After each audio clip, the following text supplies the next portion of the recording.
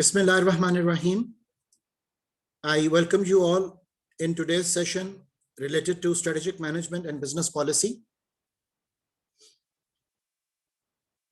Organizations के survival के लिए, long term above average return के लिए, sustainability को ensure करने के लिए, it is very important that they should be planning strategically. And as you all may know that in strategic plan, we need to talk about our direction setting in terms of our mission, vision, and values. We need to talk about our objectives in terms of financial, operational, and strategic concerns. And obviously, we need to talk about the strategy itself and the policies, which would be the general guidelines for making decisions. So in our today's session, we'll be covering different aspects of strategic concerns. We'll be talking about that what strategy actually is, and we'll be discussing that how organizations evolve the strategic concerns. Along with that, we'll be also talking about some historical perspectives in the field of strategy, that how this all subject knowledge evolved, what are the contributing factors. So all these concerns would be, inshallah, covered in our session today.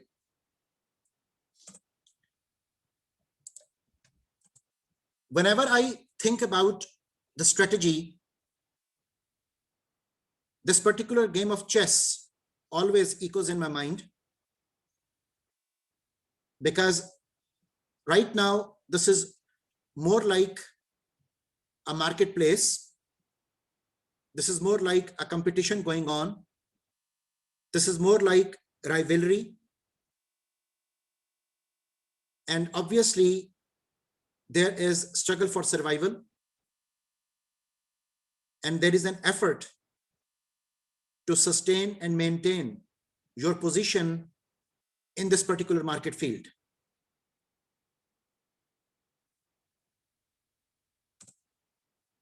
Sometimes, when we think about marketplaces, there is a very interesting concept which echoes around. And that concept is basically ostrich policy. It is assumed that whenever ostrich is feeling fear, it would hide its head into the sand and would feel and assume as if there is no fear outside.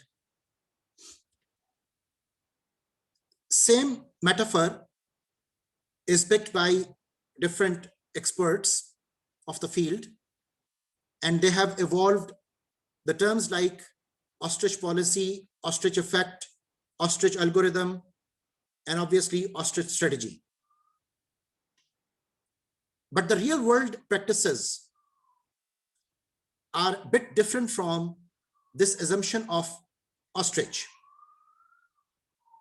As it is written on the slide, that ostrich policy as a metaphoric expression referring to the tendency to ignore obvious matters and pretend they don't exist. The expression derives from the supposed habit of ostriches to stick their head in the sand rather than face danger. और हमारे गिरदोनवा में भी बहुत से ऐसे आपको entrepreneurs भी और यूनिट हेड्स नजर आएंगे who live and work like ostrich, who don't upgrade and update themselves, who are afraid from the modern developments, who are not aware about the circumstances which are currently prevailing in the market, who don't give much attention to the customer needs and wants, the changes in customer needs and wants, who have never thought about the paradigm shift which is echoing around them. And they feel as if by sticking their head into the sand would give them a long-term above average return and a sustainable survival. This effect, which is like metaphorically taken from the ostrich, in behavioral finance The ostrich effect is the attempt made by investors to avoid negative financial information. In computer science, the ostrich algorithm is a strategy of ignoring potential problems on the basis that they may be exceedingly rare. But remember one thing, that while the hiding in plain sight strategy might be effective for ostriches, it's not an option in the business world. आप आंखें बंद करके अपना survival ensure नहीं कर पाओगे. So you have to open up, you have to look around, you have to analyze, you have to use your intuition, and then you have to obviously craft and finalize and implement a strategy in a rightful manner so that you could get what you intend to get. The strategy is basically all about the how. The rest of the W's are only in support of creating an environment to discuss this particular how. For example, when we use the expression of what, it would mean what we have to achieve, the objectives, the targets. When we use the expression why is basically the explanation, the justification, what we have to achieve. When we say when would always refer to the time frame. And when we say the word where, it would always talk about the location. But whatever you needed to achieve and whatever justification and explanation you have, and whenever you need to achieve that, and wherever you want to implement the whole situation, एक चीज जो आपको technically समझनी और देखनी है, और वो ये है कि how you are going to do it. Objectives and targets are not strategy. Your justification and explanations are not strategy. Your planning is even not strategy. Your timing, the place where you want to implement the things are not actually the strategy. The strategy is only and only how. And how would be interpreted in terms of the positioning, that how would you position yourself in the market, in the eyes of the customer, in the industry members, so that your positioning would ensure that whatever you wanted to achieve would be achievable. So strategy is always coming up with the explanation related to this particular how part. Now, referring to a very important research article, its title is Complexity Theory and Organizations. I have already shared this article on the Google Classroom as well. So let's see what complexity theory has to tell us about this how part of the strategy. It says that complexity theory and organizations, also called complexity strategy or complex adaptive organizations, is the use of study of complexity systems in the field of strategic management and organizational studies. Complexity theory is an interdisciplinary theory that grew out of systems theory in 1960s. It draws from research in the natural sciences that examines uncertainty and non-linearity, because आपकी जो technically environment है उसके अंदर चीजें linear form में नहीं चलती, and you would not even be able to calculate all the time the risk. There would be so much uncertainty prevailing around you as well. And as you all may know, that uncertainty is like more than what you call risk. Technically, if I like to define the risk, it would be stating that risk is probability sum total when it reaches to 1 or 100%. That means that you are able to calculate. But in case of uncertainty, the probability sum total is not equal to 1 or 100%. That would mean that you are unable to calculate all the aspects with all of its complexity and all of its depth. So as there are so many variables present in the external environment, so those many variables even are not many a times correlated, either positively or negatively. They sometimes behave unexpectedly, so that all would create uncertainty and a non-linearity in our discussions. So that is the reason that we need to take the help of this complexity theory to understand the phenomena and to understand what strategy is talking about. So complexity theory emphasizes interactions and the accompanying feedback loops that constantly change systems. All right. So while it proposes that systems are unpredictable, they are also constrained by order generating rules.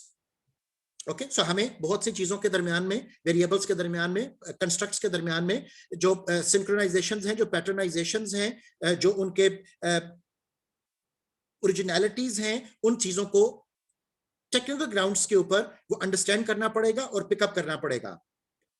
Complexity theory has been used in the field of strategic management and organizational studies. Application areas include understanding how organizations or firms adapt to their environments and how they cope with conditions of uncertainty. The theory treats organizations and firms as collections of strategies and structures. Okay, so it's very important theory I'm referring to.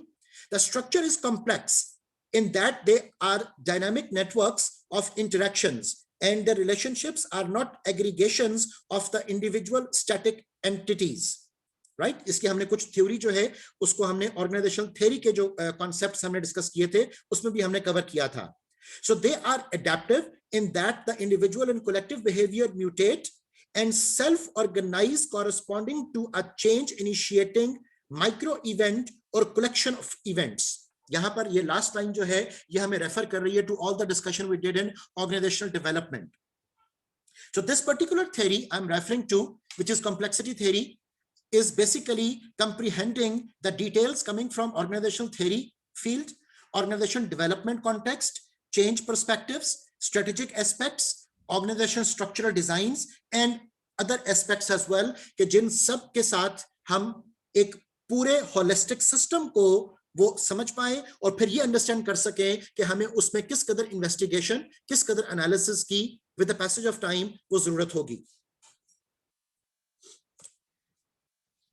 This field of strategic management, it has the background which is thousands of years old. The oldest document in this particular concern we are able to find is coming from Sun Tzu. He is the author of this book and the title of the book is The Art of War, which was basically written in Chinese. And in this particular book, Sun Tzu was able to comprehend the strategies of the war. Okay, उसने ये बताया कि एक मैदान जंग में हम किन हिकमत अमली के साथ किन लाहे अमल को यूज करते हुए कामयाबी से हमकनार वो हो सकते हैं. So that was all about this particular book. But centuries after, जब इस बुक को मॉडर्न मैनेजमेंट के लोगों ने पढ़ा तो they came to know कि वो तमाम स्ट्रेटजीज, वो तमाम पर्सपेक्टिव्स जो सुन त्सू ने आर्ट ऑफ वॉर में प्रेजेंट किए थे, they are all equally applicable in the market field, in the market place. और मार्केट में भी हमारे जितने भी राइवल्स हैं उनके दरमियान जो कट थ्रोट कंपटीशन है, उनके दरमियान जो राइवलरी है, उनके दरमियान जो सस्टेनेबिलिटी के प्रॉब्लम्स हैं, उनके दरमियान जो शेयर होल्डर के राइट्स को प्रिजर्व करने की बात है, उनके दरमियान जो वेल्थ को मैक्सिमाइज करने की कोशिश है, और even setting up the direction and setting up the mission, vision and values, ये तमाम वो टर्मिनोलॉजीज थी, ये तमाम वो कॉन्सेप्ट्स थे which were all belonging to the war field. Even purely the word strategy is even picked from the concerns related to the war. अपनी opening discussion को I would like to link with this book and then gradually I'll be telling you कि इसमें war की किन strategies के ऊपर बात की गई और उन strategic perspectives का modern world में जो business application है वो किस तरीके से evolve हुआ. And with the passage of time, we'll be reaching to two keywords, which would be the basic learning of our today's session. And those two keywords would be the blue ocean strategy and the red ocean strategy. And we'll be able to comprehend that what are these terminologies, how, when, why, where you have to implement these, and what are the complications and what are the requirements, prerequisites associated with these two particular strategies I'm talking about, like which are blue ocean and the red ocean. In this book, The Art of War, Sun Tzu's one statement really was interesting, and it has taken a lot of attention. Sun Tzu said that if you know others and you know yourself, you will not be embroiled in 100 battles. If you do not know others, but you know yourself, you will win one and lose one. And if you do not know others and do not know yourself, you will be embroiled in every single battle. You would lose every single battle. That means that knowing yourself and knowing others, which would be eventually related with the collection of competitive intelligence, which would be linked with the industry know-how, which would be linked with the market dynamics. You need to know what's going on. There is another very famous concern I usually discuss in my classes of strategic management. And I'm going to give you the reference of a novel written by Lewis Carroll. And the title of the novel was Alice in Wonderland. ये novel basically बच्चों के लिए लिखा गया, जिसमें एक बच्ची जिसका नाम एलिस है, वो अपने ख्वाब की दुनिया में गुम हो जाती है. अब उस ख्वाब की दुनिया में she is walking around and she happened to see a cat. अब उसको नहीं पता कि मैंने कहाँ जाना है, तो वो कैट को पूछती है कि ओ cat, where shall I go? The cat would smile and had replied, it all depends where you want to go. अब एलिस को तो नहीं पता कि उसने कहाँ जाना है, तो एलिस उसको कहती है कि if I don't know where to go, तो the cat would again reply कि if you don't know where to go, then any road will take you there. That means basically what? कि we need to know हम actually करना क्या चाहते हैं. लेकिन अगर हमें यही इस बात का ही नहीं पता है, इस बात का इदराक ही नहीं है कि what actually we want to do, where actually we are heading, तो फिर you do anything, so that is what you wanted to do. Okay? Strategic perspective में जब हम चीजों को पिक करेंगे, तो वहां पर चीजों का डिफाइन होना, चीजों का प्लान्ड होना वो जरूरी है. और इसी चीज को हम डायरेक्शन सेटिंग, ऑब्जेक्टिव सेटिंग और फिर उन ऑब्जेक्टिव्स को अचीव करने के लिए स्ट्रेटजी मेकिंग इसके साथ एसोसिएट और कोरिलेट वो करते हैं.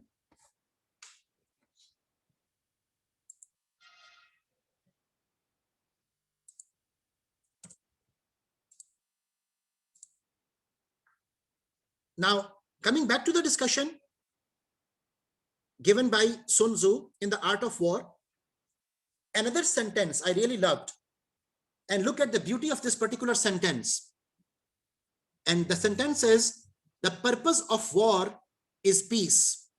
This is very satiric. This is very metaphorical. This is very interesting expression, that the purpose of war is peace. Just like first the corporations would have destroyed the environment, and then the corporations would talk about corporate social responsibility. Same is the case, that you have to ensure the peace, and that's why you have indulged yourself into a war. So this particular book, which is like The Art of War, written by Sun Tzu in Chinese, is taken up as Chinese military treatise, written by Sun Tzu in the 6th century BC. Military strategies and tactics of its time were discussed in the book. One of the oldest and most successful books on military strategy. Influence on Eastern military thinking, business tactics and beyond. So इसके बहुत से perspectives वो आहिस्ता आहिस्ता लोगों ने फिर pick किए. Was translated into many languages, including French and English, and been applied to business and managerial strategies couple of times. And modern जितना भी हमारा strategic frame है, most of the concerns are coming from the ancient knowledge as described by Sun Tzu. Sun Tzu की philosophy का एक और बहुत खूबसूरत जो perspective हमारे सामने आता है, और वो perspective है winning without conflict, and that expression is basically the basis for crafting our blue ocean strategy, and we'll be talking about this in detail in a couple of minutes. But the main idea presented by Sun Tzu was winning without conflict. Its philosophy has several aspects, which are: number one, understanding strategic positions; number two, collecting competitive information and recognizing opportunities; number three, automatically selecting moves that minimize losses and avoid dangerous situations; number four, instantly recognizing the specifics of situations and the responses they require; and number five, getting the most out of each move and securing advantages. अगर हम इन्हीं 5 expressions को भी देखें तो we'll come to know कि आपका जो सारे का सारा strategic management का frame है, it has been covered in these 5 sentences. That you have to secure your strategic position, either you are a market leader or market follower. You have to come up with competitive information. Then you have to come up with your SWOT. You have to know what are your strengths, weaknesses, opportunities, and threats. You need to know that what are your affordable losses, and you need to know that what are the external threats that you need to avoid. You need to understand the perspectives of resource-based view and an industrial organizational view, in which either you are going to adopt the strategic frame from inside out approach or outside in approach. Then you need to know that what are the specific situations in which you have to respond according to the market demands and the customer requirements and the circumstances. And obviously you need to move out, you need to move into the market, you have to secure your competitive advantages, and you have to convert your competitive advantages into sustainable competitive advantages. You have to be rare, you have to be costly to imitate, you have to be organized, you have to be robust, you have to be non-substitutable. So these are all the things, all the ideas which were originally presented in concern of a war, a physical war, a battlefield. But gradually, all these situations were evolved into the business world as well. Now, there are different chapters, and every chapter is actually putting in front of us the details of the business lessons. For example, the first chapter of the book is laying plans. And the lesson we get out of it is choose your battles, which means that choose your products and markets, which means that you have to be very much selective about the portfolio with which you want to operate in the industry.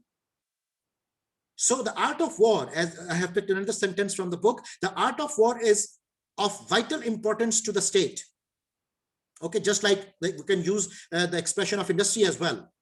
So in this particular chapter, Sun Tzu said that laying plans, the calculations explores the 5 fundamental factors. And those 5 fundamental factors are the way, seasons, terrain, leadership, and management that define a successful outcome by thinking, assessing, and comparing. And that's what we are always doing in the business world.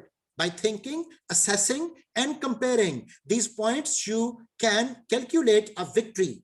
Deviation from them will ensure failure. Remember that war is a very grave matter of state. Okay.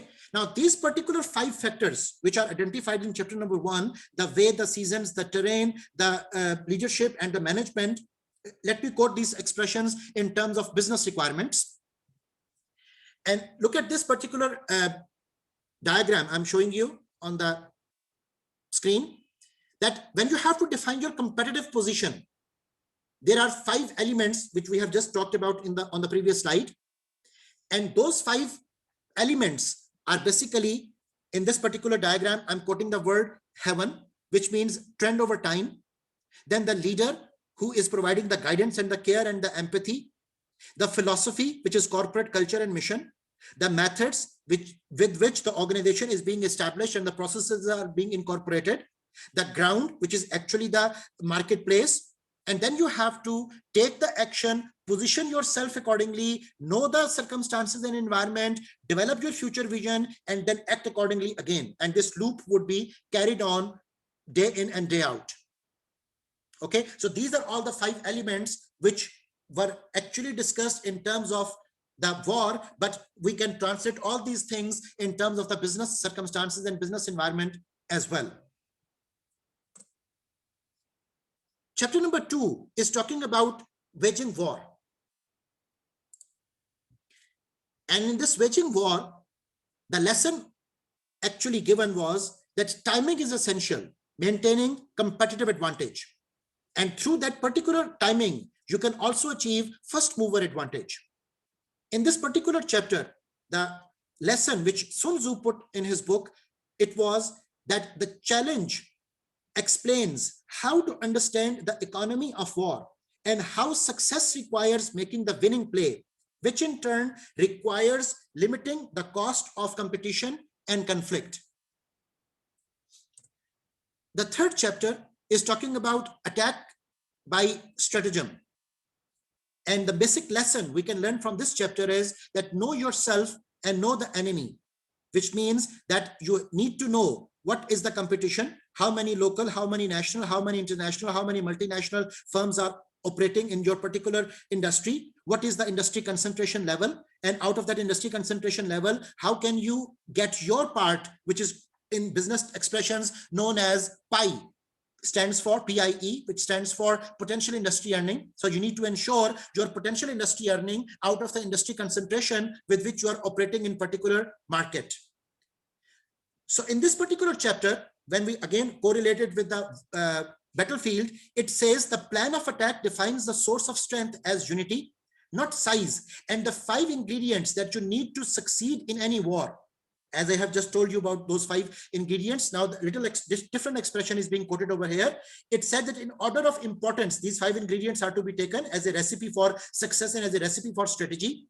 And those 5 ingredients are attack, strategy, alliances, army, and lastly, the cities, which would also give us the clue that when and why we have to go for offensive tactics, when and why we have to go for defensive tactics. We say that when we have to go for a bypass attack strategy or tactic, when we have to go for guerrilla warfare, when we have to go for encirclement. So all these things are basically the ideas coming from the war. And the philosophy behind the war is obviously narrated by Sun Tzu, and there is no other who has given a more better explanation of all this phenomena. Chapter 4 is talking about tactical dispositions and positioning. और उसमें जो हमारा main lesson है, that is have a unique plan. So you have to be different. It's not that you have to be better and you have to be worse. It is basically that you have to be different. You have to talk about your differentiation, which is going to give you the basis for your returns and survival.